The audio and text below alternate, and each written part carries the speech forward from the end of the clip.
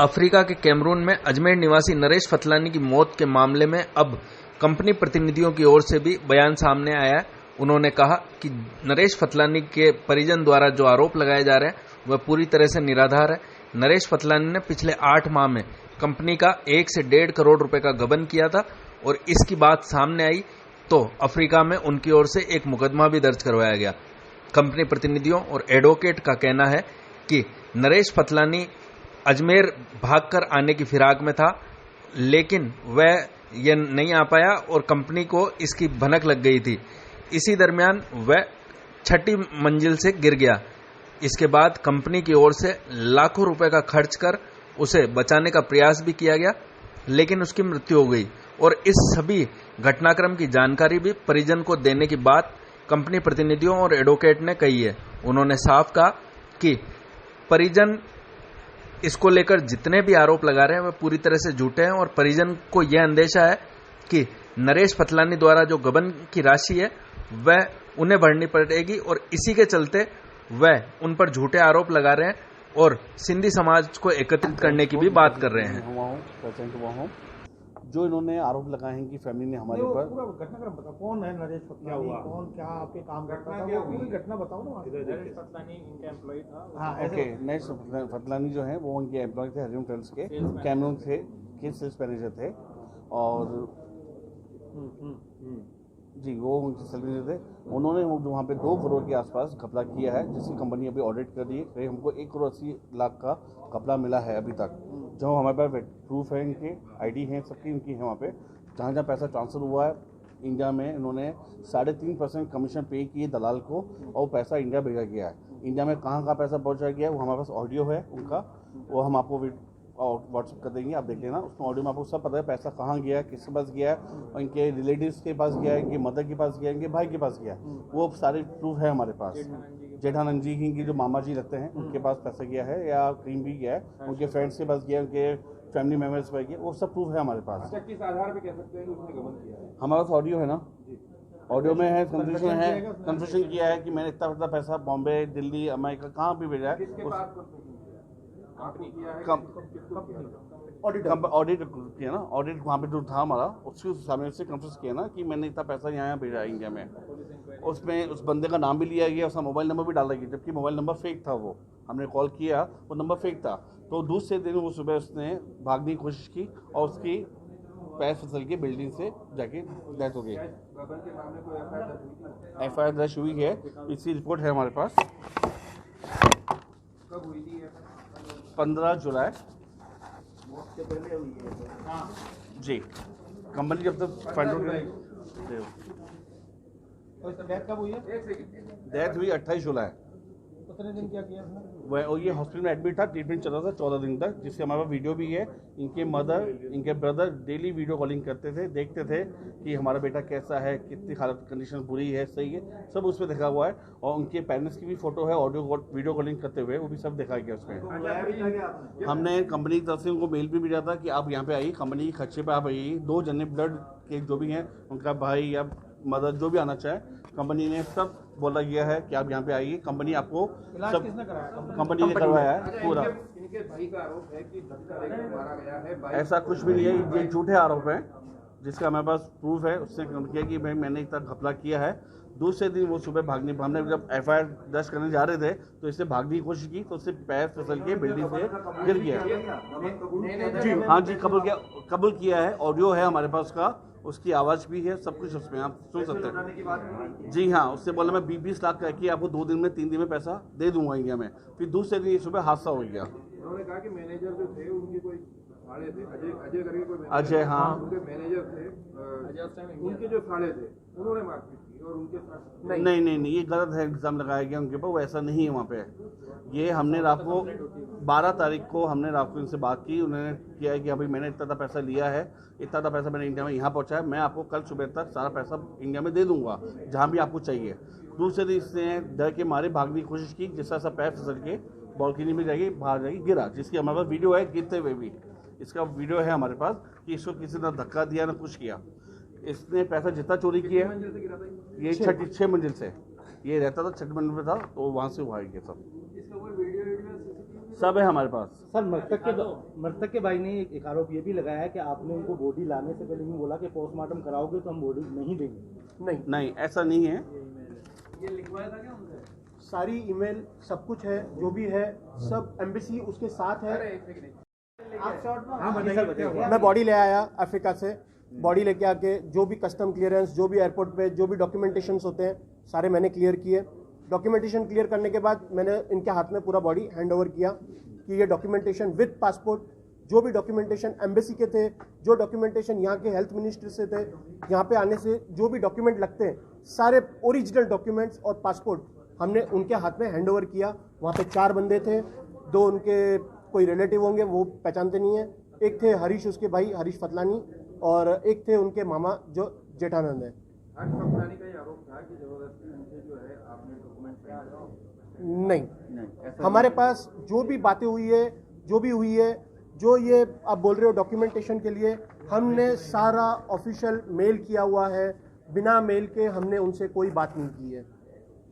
हमारे पास सारे मेल है कि ऐसी है। अब जैसे पोस्टमार्टम के लिए अगर आप हमें बोल रहे हैं तो पोस्टमार्टम के लिए हमने मेल किया हुआ है, आप दे सकते हो, यहाँ पे मेल भी है, एम्बेसी में सब कॉपी है। पोस्टमार्टम हुआ था क्या? नहीं करने दिया, क्योंकि वहाँ पे हमने इनको बोला था कि भाई हम पोस्टमार्टम करें, तो बोला नहीं। तो हमने बोला कि यहाँ पे जो पुलिस है और जो गवर्नमेंट है, जो एम्बेसी है, ये सब अलाउड नहीं करेंगे हमको कि भाई हम बिना पोस्टमार्टम के बॉडी, क्योंकि हमको वहाँ पे कोई बंदा चाहिए जो ब्लड रिलेशन वाला हो। अब हमने इनको बोला कि आप लोग आइए, आप लोग आके जो भी है आप लोग आइए और आप लोग अपना ब्लड रिलेशन का और बॉडी को आप लोग भले आके हैंड ओवर कर लेंगे हम आप लोग को, और आप लोग भी चले जाना। और वहाँ पे उनके कजिन, जब डेथ हुई थी वहाँ पे उसके कजिन एक दूसरी कंपनी में काम करते हैं जो वहाँ पे रिप्रेजेंट करते हैं, अमित नाम है उसका। हमने हाथों हाथ उनको बुलाया, उनको दिखाया, हमने उनसे बात की कि भाई क्या आप इस सब सिग्नेचर्स करने के लिए क्या आप रेडी हो? उन्होंने बोला नहीं, मेरी कंपनी मेरे को अलाउड नहीं करेगी ये चीज़ों के लिए। तो हमने यही सेम बात हर्ष से की, हर्ष की ऐसी बात है, क्या आप में से कोई भी एक बंदा या 2 बंदे क्या आप आ सकते हैं यहाँ पे सिग्नेचर्स के लिए, जो डॉक्यूमेंटेशंस के लिए या कुछ भी? उन्होंने बोला हमारे यहाँ से कोई नहीं आएगा, हम लोग आपको अथॉरिटी देते हैं कि आप लोग कर सकते हो ये चीज़ के लिए, पोस्टमार्टम के लिए जो भी डॉक्यूमेंटेशंस होंगे। और जब ये जिस दिन गिरा था, वेरी फर्स्ट डे 28 जुलाई तक हमने इनको हर बार बोला आप में से कोई भी 2-3 बंदे आ सकते हैं, यहाँ पे सारा खर्चा कंपनी उठाएगी, आपका वीज़ा, आपका रहना, आपका लॉजिंग, बोर्डिंग जो भी होगा सारा कंपनी करेगी। हमने तो वेरी फर्स्ट डे इनको बोला गया था कि भाई आप लोग आइए। अब इनमें से कोई आने को तैयार नहीं। अगर कोई भी एक बंदा आता तो एक होता कि अब ये बताइए गबन की आपने वहाँ कोई रिपोर्ट करी थी क्या? हमने वहाँ पे पुलिस रिपोर्ट की हुई है।